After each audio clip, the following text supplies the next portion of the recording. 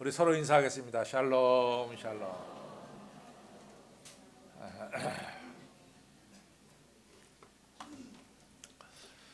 아, 우리나라도 마찬가지겠지만 제가 미국서 생활할 때 말이죠. 그럼 뭐 다 자동차가 없으면 특별히 로스앤젤레스는 생활할 수가 없잖아요. 근데 이제 법으로 그때만 하더라도 벌써 자동차를 가진 사람은 무조건 자동차 보험이 있어야 됩니다. 보험이 없이는 자동차 운전할 수가 없습니다. 그래가지고 미국의 이제 자동차 보험회사 중에 좋은 보험회사가 몇 가지 있는데 그 중에 제 개인적으로는 제일 좋은 보험회사 하면 저는 트리플 A를 꼽습니다. A 이렇게 동그라미 타원 안에 A가 3개 그려진 이런 보험회사가 있어요. 그 보험회사가 그래서 트리플 A 보험이라고 그러는데 이 보험회사가 왜 좋으냐면은 첫째는 아주 서비스가 좋습니다.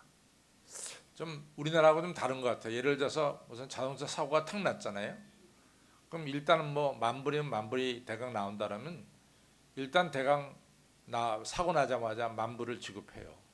그다음에 더 간 것이 있으면은 나중에 돌려받고 덜 간 거 있으면 나중에 주고 이렇게 해서 하여튼 빠른 시일 내에 이게 해결될 수 있도록 뭐 조사하고 뭐 그런 거 없이 일단 사고 나면은 그다음에 또 이 트리플 A 보험회사는 유럽하고도 다 연결돼서 유럽에 가서 지낼 때도 이 트리플 A 보험회사는 여러모로 혜택이 많습니다. 근데 이 보험회사가 다 좋은데 1년에 한 번씩 지난 1년 동안 내가 운전한 걸 갖다가 이 리뷰 한번 살펴보는 게 있어요. 그래가지고 자기들이 보기에 이 사람이 괜찮게 운전했으면은 그 다음에 연장을 시켜주고 또 자기들 보기에 어떤 기준에 미달하면은 다음에 계약을 연장시키지 않습니다. 거절합니다. 근데 이제 목사님들마다 다 특징이 있는데 저는 이제 지금은 좀 그런 거 많이 없어졌지만은 저도 이렇게 스피드를 좋아합니다. 그래서 한 해 스피드 티켓을 2번 받은 적이 있어요. 그 받게 되면 또 받게 되는 거예요. 예. 그게 뭐 학교 앞에 뭐 35마일인데 그게 학교 앞에 35마일이 눈에 들어와야지. 그냥 60마일로 가버리면 걸리는 거죠. 근데 하여튼 저보러 누가 그래요? 강 목사님 한국에 나와서 제일 좋은 게 뭡니까? 나 제일 좋은 거 우리 경찰들이 제일 좋아요. 미국 사는 경찰이 하도 무서워가지고 미국 경찰은 정말 무섭게 놀아요. 그래가지고 이 상당히 미국에 가면 이 경찰이 무서운데 한국 오면 우리 경찰이 얼마나 인간적입니까? 뭐 경찰서에서 술 취한 사람이 난동을 부려도 경찰이 맞아주는 세상이 우리나라니까 굉장히 우리나라는 괜찮은 나라죠. 근데 하여튼간에 이 스피드 티켓을 제가 2개 받아놓으니까 그 다음에 이 트리플레이가 재계약을 하려고 그럴 때 한참 이 사람들이 내 거를 보더니 재계약 안 해주겠대요. 거절당한 거죠. 그러니까 보통 기분이 나쁜 게 아니에요. 한번 뭐 그 사람들이 노하면 뭐 아무리 사정해도 노지 뭐 미국 사람들이 노한 걸 갖다 다시 예수로 바꾸지 않거든요. 그래서 이제 그 다음 다른 보험회사로 보험을 옮겨야 될 수밖에 없게 됐습니다. 근데 뭐 다른 회사로 옮기는 거면은 뭐 첫째는 보험료도 뛰고 서비스도 안 좋습니다. 근데 거절당할 때 그 기분이 아주 안 좋습니다.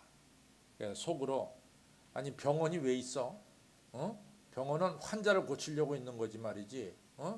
다 건강하면 병원이 왜 필요해? 뭐 이런 생각도 들고 학교는 그래 다 공부 잘하는 사람만 학교에 가면 어떻게 해? 공부 못하는 애들도 학교 가서 공부시키려고 학교가 있는 거지. 보험회사는 왜 있어? 보험회사는 스피드 티켓 받은 사람도 보험회사에서 이렇게 데리고 있다가 사고 나면 처리해 주려고 보험회사가 있는 거지. 왜 뭐 스피드 티켓 받았다고 왜 날 쫓아내? 뭐 이런 속으로 부글부글거리는 마음을 갖게 됩니다. 그러나 노 하고 아니요 그러면 어떻게 해요? 나가야지.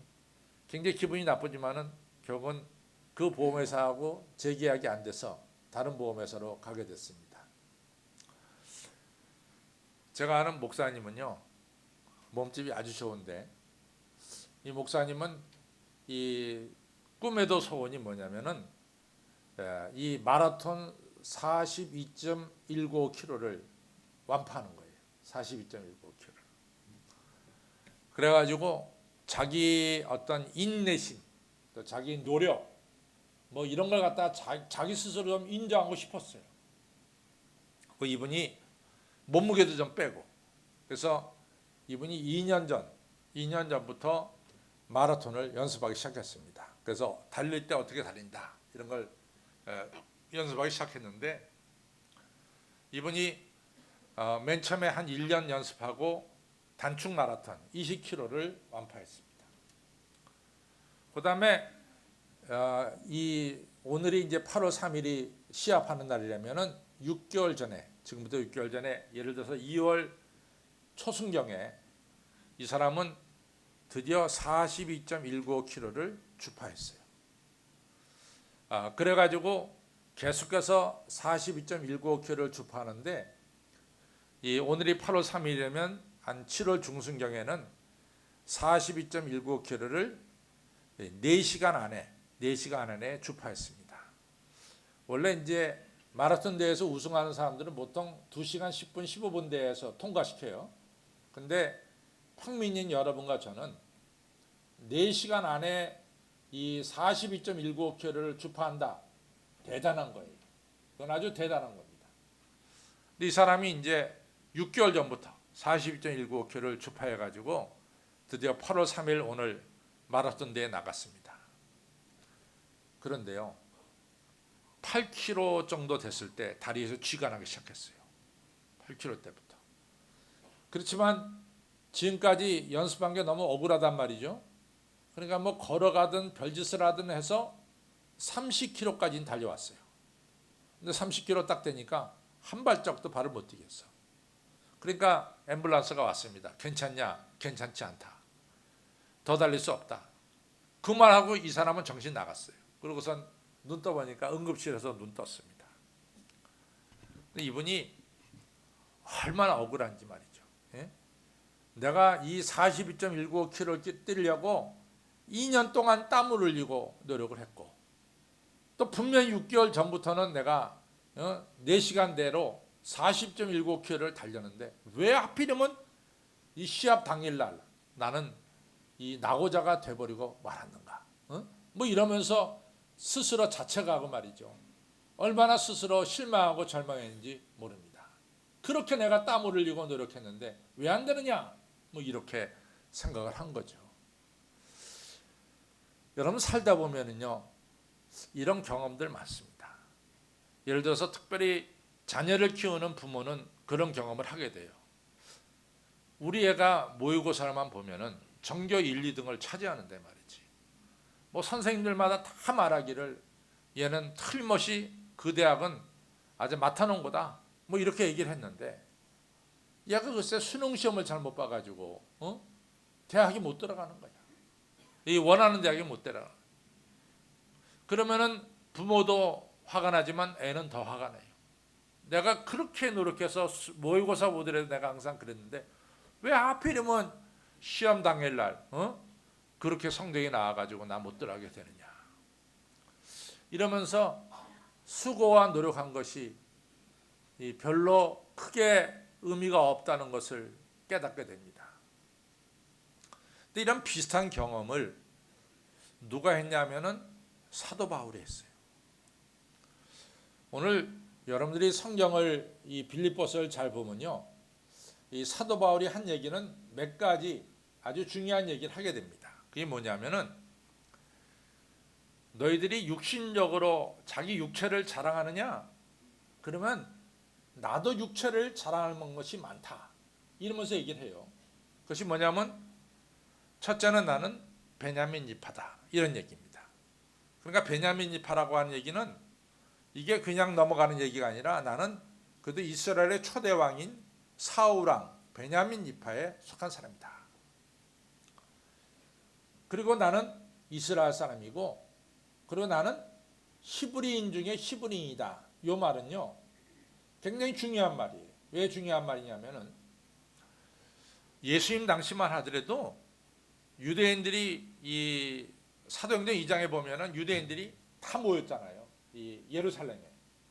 그런데 그날이 오순절인데 유대인들이 다 모였는데 유대인들이 자기 나라 모국어인 히브리 말을 못해. 모국어인 히브리 말을 못하는 거예요. 그러니까 성령이 역사하셔서 방언이 터지면서 서로 유대인들끼리 말이 통했지. 이게 다 틀림없이 유대인인데 예루살렘에 모여든 유대인들이 다 언어가 다른 거야. 대부분의 언어가 헬라어를 썼습니다. 그러니까 히브리어를 모국어를 모르는 거죠. 그런 시대에 있어서요. 유대인 중에 이 히브리 말을 잘하잖아요. 자기네 모국어를 잘하잖아요. 그럼 특별 대우를 받았고 인정을 받았습니다. 그래서 실제적으로 이제 교회 안에서도 이제 음식을 나눠주잖아요. 음식을 나눠줄 때 히브리어 모국어 한 사람한테는 고기 한 덩어리 더 줘. 실제로 그래. 성경에 나오잖아. 그 다음에 히브리어를 못하잖아. 그럼 안 준다고. 그러니까 싸움이 난 거야. 헬라파 유대인들과 히브리파 유대인들 사이에 싸움이 난 거라고. 그러니까 할 수 없이 12제자가 이 일을 하지 않고 집사를 세운 게 바로 그것 때문에 집사를 세운 거거든. 그러니까 이 히브리 말, 이 자기네 모국어를 잘한다는 것은 대단한 자랑거리였습니다. 근데 사도 바울이 뭐라고 말하냐면 나는 히브리인 중에 히브리인이다. 그러니까 유창하게 히브리 말을 한다는 거예요. 자기는. 그렇죠? 뿐만 아니라 율법 지키는 것을 따져보면은 나는 내 동료 사람들과 나이 든 사람보다 내가 더 열심히 율법을 지켰어. 그래서 율법으로 보면은 나는 흠이 없는 사람이다 말이야. 육체적인 자랑이 너무나 많아요. 근데 사도 바울에게 한 가지 고민이 있어요. 그건 뭐냐면은 자가 이만큼 모든 것을 갖췄음에도 불구하고 자기는 하나님의 영광, 하나님 주신 기쁨, 하나님의 평강 이런 것을 체험하지 못하는 거예요. 문제는 거기에 있습니다. 사도행전 7장에 사도 바울이 충격을 받죠. 사도행전 7장에 스데반 집사가 돌에 맞아 죽게 됐죠.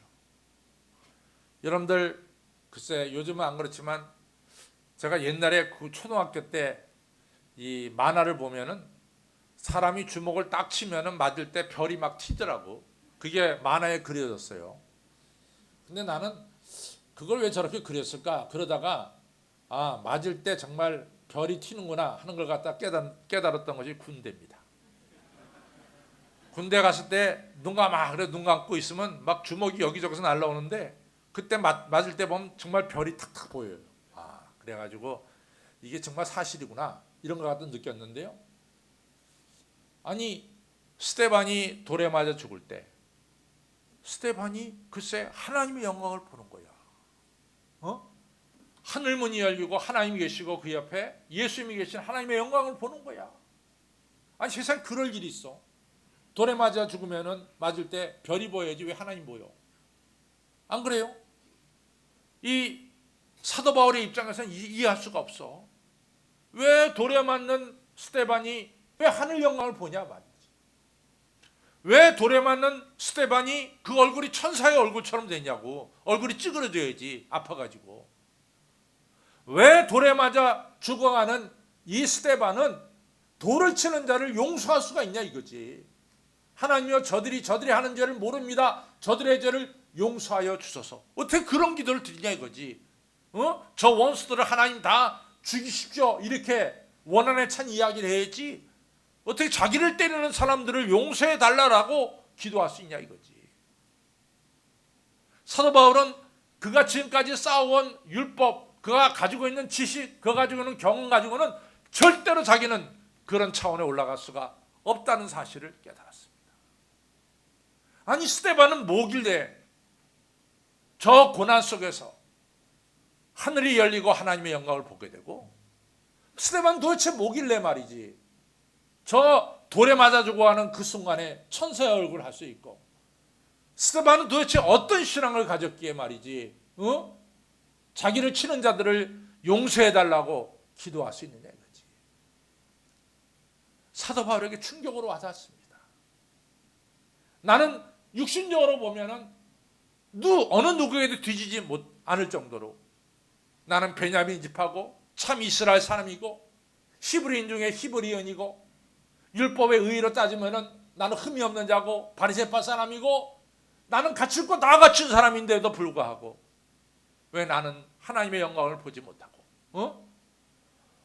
왜 내 얼굴은 천사의 얼굴을 하지 못하면서 왜 내 마음속에는 이 그리스도의 사랑으로 하나님의 사랑으로 충만치 못하느냐. 이것이 사도 바울의 고민이었어요. 그러니까 로마서 7장에서 그러잖아요. 내가 율법을 그렇게 지켰음에도 불구하고 난 율법을 통해서 선한 사람이 되려고 노력했음에도 불구하고 나는 내 마음속에 또 다른 법이 내 속에서 튀어올라서 나의 마음속에 기쁨과 평강을 앗아가고 오히려 마음에 고통을 주는 것을 내가 알았노라. 오라 나는 공고한 사람이로다. 누가 이러한 상태 이러한 몸에서 나를 건져낼 수 있느냐 말이지. 이러한 사도 바울의 진솔한 고백이 이 로마서 7장에 나오고 있습니다. 그러면서 사도 바울이 로마서 3장 19절 20절에 분명한 고백을 하고 있습니다. 제가 이제야 깨달았습니다. 율법을 지킴으로는 어느 누구도 의를 이룰 수가 없다는 것을 내가 알았습니다. 다시 말해서 내 노력과 내 성과와 내 땅과 내 수고를 가지고는 나는 절대로 내가 의로운 사람이 될 수 없음을 내가 깨달았습니다. 참 중요한 거예요. 사람이 그토록 노력해서 40.19km를 2년 전부터 달려서 노력했지만 어떨 때는 결과적으로 그렇게 노력했음에도 불구하고 완파하지 못하고 스스로 실망을 겪는 경우가 많이 있습니다. 여러분, 오늘 사도 바울은 중요한 사실을 이야기하고 있습니다. 그것은 뭐냐? 누가 하나님의 영광을 보며 누가 하늘의 평강을 마음속에 누리며 누가 하늘의 기쁨을 가질 수가 있느냐? 그것은 답은 하나밖에 없어요. 하나님의 은혜를 받는 자만이 하나님의 영광과 하나님의 평강과 하나님의 기쁨을 누릴 수가 있다. 이런 얘기죠. 근데 이제 중요한 사실은 뭐냐면 그러면은 어떻게 내가 하나님의 은혜를 받느냐? 누가 하나님의 은혜를 누리느냐? 그것은 오늘 사도 바울이 말한 것처럼 내가 이 모든 것, 육신적인 것을 배설물로 여기면 바로 그것을 통해서 내가 그리스도를 얻고자 합니다.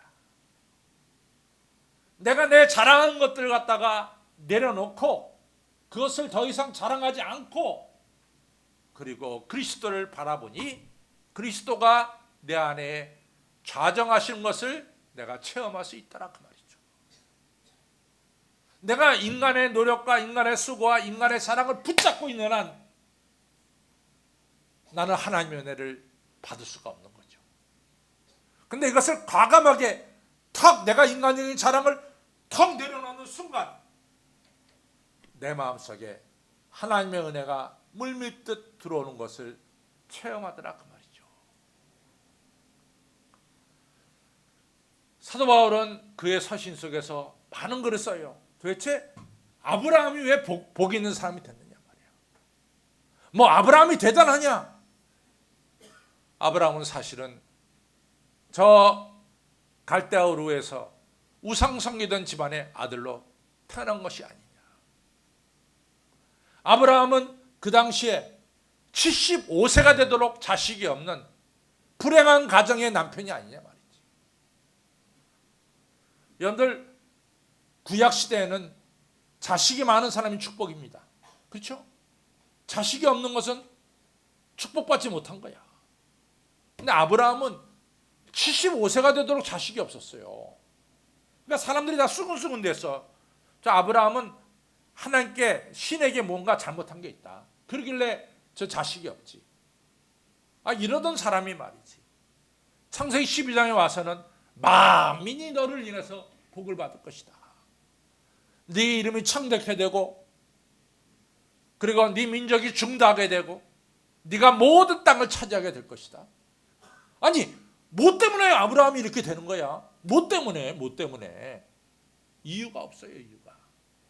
이유가 있다면 하나님이 아브라함을 사랑했다는 이유밖에 없는 거죠. 제가 늘 얘기하지만은 애굽에서 430년 동안 노예 생활하던 이스라엘은 어떤 사람들이냐? 히브리 사람들은 우리나라에 와서 지금 일하고 있는 외국인 노동자와 거의 비슷해요.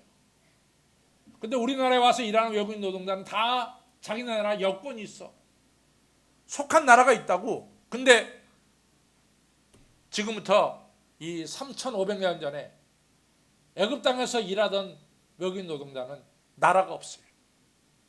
정치적으로 나라가 없대도 여권이 없습니다. 그 사람들은 사회적으로 밑바닥이야. 누가 밟아도 괜찮아.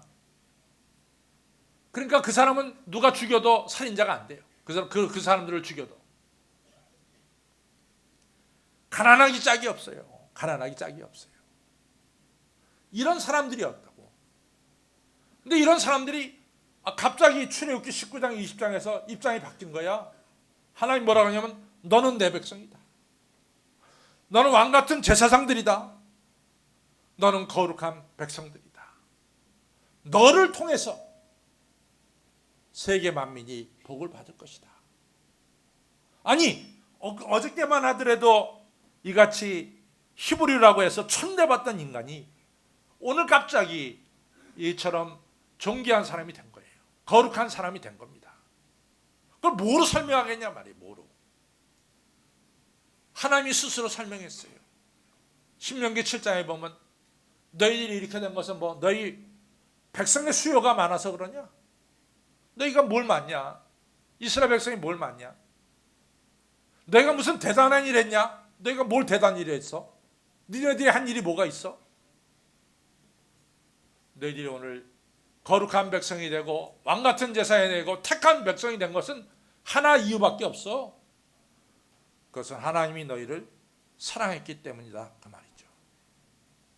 그래서 사도 바울은 하늘의 영광과 하늘의 평강과 하늘의 기쁨과 존귀함을 얻는 길은 딱 하나밖에 없어요. 그것은 하나님의 은혜와 하나님의 사랑밖에 없다는 사실을 알았습니다. 성도 여러분, 우리가 하늘 평강과 하늘 기쁨과 하늘 은혜와 하늘 축복을 받는 길은 하나밖에 없습니다. 그것은 뭡니까? 하나님의 은혜와 하나님의 사랑입니다. 믿으시기 바랍니다. 사도 바울은 하나님의 은혜와 사랑이 너무 귀했어요.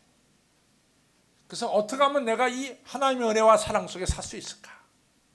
이게 사도 바울의 항상 마음에 있는 과제였습니다. 내가 늘 하나님의 은혜와 사랑 가운데 사는 비결이 뭘까? 그 방법이 뭘까? 그것이 오늘 빌립보서 3장 10절로부터 11절에 나옵니다. 한번 보겠습니다. 빌립보서 3장 10절 11절입니다. 같이 읽겠습니다. 시작. 내가 그리스도와 그 부활의 권능과 그 고난의 참여함을 알려하여 그의 죽으심을 본받아 어찌하든지 죽은 자 가운데서 부활에 이르려 하노니. 여기 아주 어려운 얘기지만 이야기는 굉장히 간단한 거예요. 내가 그리스도와 내가 주님과 같이 되는 것과, 두 번째 내가 부활의 권능과 부활의 축복과, 세 번째는 이 십자가의 고난 속에서도 승리하는, 이 고난 속에서도 내가 승리하는 비결을 얻으려고 내가 그리스도를 본받아 죽었고 또 그리스도를 본받아 부활에 이르려 하노라. 다시 말해서 그가 하나님의 은혜와 하나님의 사랑 속에 거하기 위해서 그가 그리스도와 함께 죽었다라고 하는 표현을 하고 있습니다. 도대체 여러분들 우리가 갈라디아서 2장 20절의 이야기를 많이 해요. 내가 그리스도와 함께 십자가에 못 박혀 죽었나니 그런 되기 전에 내가 산 것이 아니라 내 안에 그리스도께서 사신 것이라. 내가 오늘 사는 것은 나를 위해 십자가 달리신 예수 그리스도를 믿는 그 믿음으로 사는 것이다. 우리가 얘기하고 있어요. 도대체 내가 그리스도와 함께 죽는다는 게 뭐냐? 그게 뭐냐 이거죠. 구체적으로. 지금은요 아주 큰 교회 목사님 되신 분이에요. 근데 그 목사님이 18살 때까지는 교회를 잘 다녔어요. 18세가 딱 끝나면서 고등학교를 졸업하면서 교회를 안 나갔어요. 교회를 안 나가고 10년 동안 교회하고 등졌습니다. 근데 28살 될 때 자기 친구, 교회 잘 다니는 친구가 얘기합니다. 야, 교회 같이 가자. 나 교회 안 가. 나 교회 발 끊었어. 아, 교회 같이 가자. 안 간대도. 너 장가 안 가? 장가 가야지. 너 그래 도대체 어떤 부인하고 결혼할래? 그랬더니 멈멈거리가 그래도 야 예수 믿는 처녀가 좋은 거야. 예수 믿는 사람하고 결혼하는 게 좋은 거다. 우리 교회만 와라. 우리 교회 아주 예수 잘 믿고 그리고 괜찮은 여자들이 수두룩하게 쌓였으니까 나 교회 가자 말이야. 그러니까 이제 28살 돼가지고 장가 갈 때가 되니까 그 말에 솔깃해가지고 교회 간 거예요. 교회 갔는데 뭐 18살 때까지 교회 생활했으니까 교회 생활을 얼마나 잘하겠어요. 가자마자 뭐 다 찬송가도 모르고 어울리잖아요. 그래갖고 교회 성가대에 딱 들어갔다고. 성가대에 들어가서 찬양을 하는데 그 찬양 중에 이런 찬양이 있어요. Do I trust you, Lord? 내가 주님을 신뢰하고 있습니까? 주님. 이게 이 찬양의 제목이야. Do I trust you, Lord, O Lord? 그렇죠? 내가 주님을 지금 trust, 신뢰하고 있습니다. Do I trust you, O Lord? 이게 찬양 제목인데 이 찬송가를 그냥 부르고 있다가 어느 순간 그 머리에 누가 딱 치면서 너 나 알아? 너 나를 아냐 말이지. 네가 나를 뭘 알길래 너 뭐 Do I trust you, O Lord? 그런 얘기를 하냐고. 어느 순간 그 머리에 뇌리에 팍 치는 게 있었어요. 네가 뭘 나를 신뢰해? 나를 모르면서? 그러면서 넌 무슨 찬양을 불러? 뭐 이렇게 된 거죠. 이 친구는 그날 쓰러질 수밖에 없었습니다. 주저앉았습니다. 정말 보면은 자기는 주님을 잘 모르고 있어. 그냥 입만 뻥끗하는 찬양대원이었어. 근데 그날 주님이 그를 딱 쳤어. 네가 나를 아느냐 말이야. 이 친구는 그 길로 담임 목사님을 찾아갔습니다. 목사님, 내가 찬양하는 중에 이러한 음성을 들었습니다. 네가 날 뭘 아냐고. 목사님, 저 주님을 알고 싶습니다. 예수님을 알고 싶습니다. 어떻게 하면 예수님 알 수 있을까요? 저 예수님 알게 해주세요. 막 목사님께 빌었어요. 목사님이 한 가지 비결을 말합니다. 너를 하나님께 맡길 수 있냐? 너를 하나님께 맡길 수 있냐? 네, 제가 제 자신을 하나님께 맡깁니다. 됐단 말이지. 기도하자. 목사님이 기도합니다. 오늘 A라는 청년이 그 인생 전체를 하나님께 맡기기로 결정했습니다. 하나님 이 청년을 받아 주십시오. 이 청년 이 모습 그대로 그냥 그대로 맡깁니다. 하나님 받아주세요. 막 비 오듯이 땀이 나고 눈물이 쏟아지더니 기도가 끝났어요. 그 다음 날부터 이 청년은 바뀌었습니다. 바뀐 게 뭐냐? 첫째, 마음에 평화가 왔어요. 마음에 기쁨이 왔어요. 이 친구는 밤마다 술을 먹어야 되고 밤마다 이상한 영화를 봐야만이 잠자는 청년이에요. 그거 끊어 저절로 없어졌어. 한번 성질이 나면은 뭔가 던져야 돼 있는 걸 팍 던지지 않으면 성질이 풀리질 않아, 이 청년은. 근데 그게 없어졌어. 신격이 없어진 거야. 자기 자신을 하나님께 맡기는 그 순간부터 그는 그날 저녁에 하나님 은혜 가운데 잠잘 수가 있었고, 하나님께 맡기는 그 순간부터 그는 던지는 버릇이 사라지기 시작했어. 다시는 던지지 않아. 그를 하나님께서 새롭게 만들어 주신 거죠. 누가 하나님 은혜와 사랑 가운데 거하며 살 수 있느냐? 우리는 성경적으로 어려운 말을 해. 내가 그리스도와 함께 십자가에 못 박혀 죽었다는 어려운 말을 해. 그건 어려운 말이야. 쉬운 말은 뭐냐? 너를 과연 하나님께 맡길 수 있느냐? 이게 쉬운 말이야. 너 전체를 하나님께 맡길 수 있느냐? 이게 쉬운 말이라고. 오늘 2부 예배 드리신 여러분들 한번 맡겨보시겠어요? 맡겨보시겠어요? 절대로 손해나는 일 없습니다. 왜 못 맡겨? 한번 맡겨보시래도.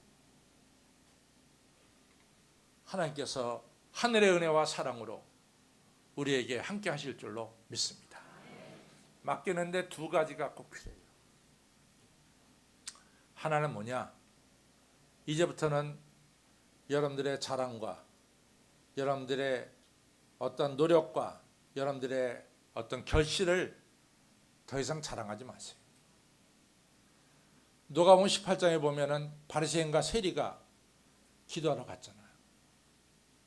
세리는 그의 허물된 모습 그대로 하나님께 받아달라고 기도합니다. 그런데 바리새인은 뭡니까? 하나님, 전 저 세리하고 달라요. 전 질적으로 따로 섰어. 다르다고. 난 토사한 것도 없고 남을 갖다 해롭게 한 적도 없고. 주님 아시잖아요. 제가 일주일에 2번씩 금식하는 거, 소득의 11조 바치는 거. 주님 다 아시잖아요. 이러면서 자기 자랑을 드러났습니다. 예수님 뭐라고 말씀합니까? 이 두 사람 중에 누가 하나님께 인정받고 은혜 받고 돌아갔느냐? 예수님은 확실하게 합니다. 세리라고 말씀하고 있어요. 내 모습 이대로 바친 자가 하나님의 은혜를 받고 돌아갔음을 얘기하고 있습니다. 또 하나, 제가 만약에 제 딸하고 이제 차를 타고 갑니다. 제가 딸한테 그렇게 물어봐요. 아빠가 널 사랑하냐? 그러면 딸이 그럴 거 아니에요. 아빠가 저를 사랑하죠. 얼마만큼 사랑하냐? 아마 나 잘 모르겠지만 그냥 하늘만큼 사랑합니다. 그럼 제가 좋겠어요. 그럼 제가 이제 물어보죠. 아빠가 널 왜 사랑하냐? 그 이유가 뭐냐? 그러면은 이 딸아이가 머리를 극적적대. 가만히 보면 그 아빠 속옷 새긴 것도 많은데 왜 아빠가 나를 사랑할까? 정확하게 답을 못해. 왜 사랑하는지. 한참 머뭇거려. 그러다가 내가 대답해 줄까? 그러니까 딸아이가 네가 내 딸이니까 내가 널 사랑하는 거야. 대답은 간단해요. 네가 내 딸이니까. 또 한참 차 타고 가다가 딸한테 그런 얘기합니다. 아빠가 너를 그만 사랑할 수 있을까? 그만 사랑할 수 있을까? 사랑을 그칠 수 있을까? 딸아이가 머리를 돌리더니 아니요. 왜 아니냐? 저는 아빠의 사랑받는 딸이니까요. 그 정답이야. 여러분과 제가 왜 사랑받아? 하나님의 자녀니까 사랑받는 거예요. 항상 여러분과 저는 잊지 않아야 될 게 있어요. 나는 하나님의 사랑받는 자녀다. 사랑받는 자녀다. 말리의 잭슨이라고 하는 여자가 있어요. 이 여자는 Moving on Up 이런 책을 썼어요. Moving on Up 이런 책을 썼습니다. 근데 그 책에서 이 여자는 뭘 얘기하냐면은 자기는 뉴올리안주 주에 어디서 태어났냐면은 기찻길이 이렇게 가고 그 다음에 개천이 흐르는데 그 기찻길과 개천 사이에 있는 이 판잣집들이 늘어진 곳에 태어났어. 다시 말해서 비참하게 태어났죠.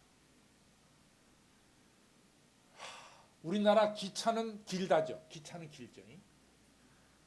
근데 우리나라 기차는 기차도 아니야. 짧아. 한번 여러분 미국에 가서 기찻길에서 한번 건너면서 서봐. 이 기차는 한 15분 20분 가도 기차가 끝이 안 나. 어떻게 긴지 말이지. 이게 끝날 때쯤 되면 또 달려붙어서 또 오고 그냥 얼마나 연결이 많이 돼가지고 가는지 말이지. 한 15분 기다려야 돼. 15분. 딱 기차 건널매에 걸리면 발동 끄고 있어야 돼. 그 정도는 미국의 기차는 깁니다. 그런데 이 기차가 지나갈 때는요, 판잣집들이 막 다 흔들려. 판잣집들이. 근데 이 판잣집들이 흔들리면서 시끄러우니까 말이죠. 그 판잣집에 사는 대부분의 사람들은 기차 지나갈 때마다 손머리 쳐서 찬송가 부르는 거예요. 믿는 사람들아 군명 막 찬송가 불러. 너무 기차 소리가 시끄러우니까. 그런 가운데서 마리아 잭슨도 찬송가 부르면서 살았어요. 중학교 2학년 때 중퇴했어요. 집이 가난해서 먹고 살리기 위해서. 16살 때 뉴올리안주에서 시카고로 갔습니다. 돈 벌기 위해서. 호텔에서 침대 정리해주는 점원 일원으로 일했습니다. 근데 항상 어릴 때부터 찬송가 불렀으니까 침대 정리하면서 찬송가 부르는 거예요. 근데 손님 중에 누가 그 찬송가 소리 듣고 너무 잘 부르니까 그 여자를 픽업해서 자기 교회 성가대에 세우고, 성가대에서 너무 잘하니까 이 성가대, 미국 성가대에 보내서 1등을 하게 하고, 너무 잘하니까, 성가를 잘하니까 세계를 다니면서